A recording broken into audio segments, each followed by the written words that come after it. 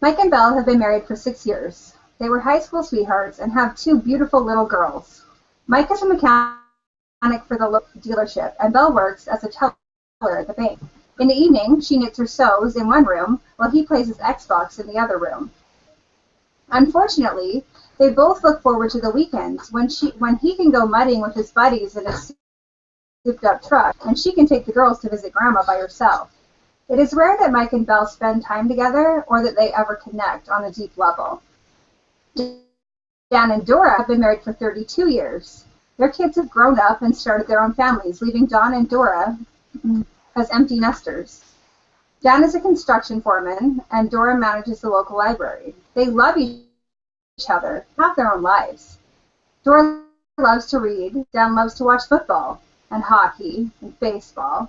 He eats his dinner in front of the television while Dora talks to her kids on the telephone. In today's world, it's much too common for couples to feel a disconnect. We spend our lives in separate worlds. Maybe one spouse goes to work and the other's home with the kids. Maybe both have jobs. In most cases, couples are split up during the day. Life can be exhausting. In the evenings, we often turn to our screens to watch our favorite characters on television or to connect with our buddies on social media because it's easy. Maybe we're chatting up old Aunt Betty on Facebook. We're looking at pictures of our niece's first ballet recital on Instagram. While these activities are fulfilling, even worthwhile, sometimes they force us to miss out on the relationships right in front of us. I'm here today to help you become your spouse's best friend. There are 3 little things that you can do to break the disconnect forever. If you do these things, you will connect better than ever before, and both of you will feel more satisfied. You will grow closer together, and you will help your spouse feel appreciated and admired. If you don't do these 3 little things, your marriage may stay the same, or it could deteriorate. If you already have an awesome relationship, that's great. These tips can make even the best of relationships and to the next level. Tip number 1 is easy. Make a point of telling your spouse every single day that you love them and tell them why. A mumbled, "I love you, dude," on your way out the door hardly qualifies. Take the time to be on their level and make eye contact with them. While you are looking in their eyes, touch them.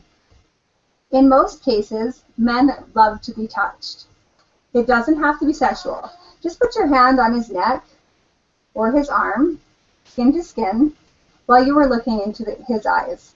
Most women don't need as much physical touch, so holding hands or brushing her hair off her shoulder is sufficient. When you tell them you love them, you need to make it count by telling them why.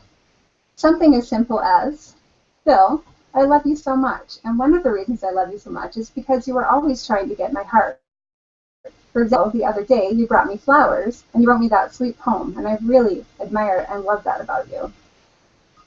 Keep it simple or elaborate. Just make sure it's genuine. Tip number 2, show genuine interest in them and the things that are important to them. Ask them about their dreams and their goals, and then find a way to make their dreams and goals your dreams and goals as well. Maybe your spouse wants to run a marathon. Now don't worry, you don't necessarily have to start running with them if you aren't a runner, but there are little things you can do to help them out with that goal. Maybe you can offer to watch the kids while they go for their run.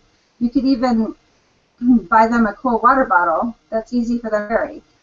Or you could find some great running tunes for them to play on their iPod, like a modern mixtape.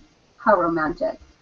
Whatever it is that you do, make sure that you are doing it with a genuine desire to connect or identify with them. If your spouse loves tennis and you can't stand it, you don't have to play with them or buy them new rackets. Just find a different way to show genuine interest in another area. Each day, pick something that interests them to connect on. Tip number 3, give them at least one real compliment every day. This shouldn't be something like, "Nice shoes, honey." You know, to go up. Okay. "Nice shoes, honey," or "Your hair is really shiny today." This compliment should be something that you admire or appreciate about them. Here's the tip. Women like to be appreciated, and men like to be admired. Sorry, I just lost my spot. Sorry. Okay, sorry. After you give them that compliment, qualify it with an example or a reason. The next step is easy to remember. Just qualify it with another example or reason. Finally, follow your compliment up. Wow. Follow your compliment up by asking them where they got that awesome attribute. Let me show you an example of how it's done. Phil, I just wanted to tell you that I admire how patient you are with our kids. The reason I say that is today I saw you holding Jedi when he was really, really lonely, and later I saw you helping Obi learn how to clean his clothes appropriately.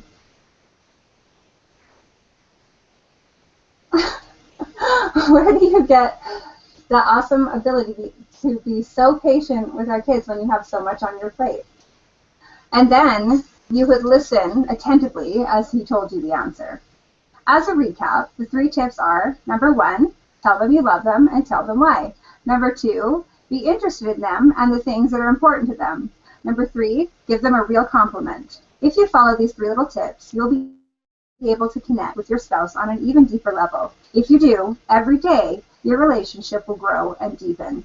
If you don't, your marriage might just stay the same, and that's fine. But wouldn't it be fun to see if you can make your spouse blush with all this excellent communication? In closing, I challenge you to try these steps every day for 1 week. Then send me an email telling me how it went. I look forward to hearing from you. Hey, you gotta show them the color.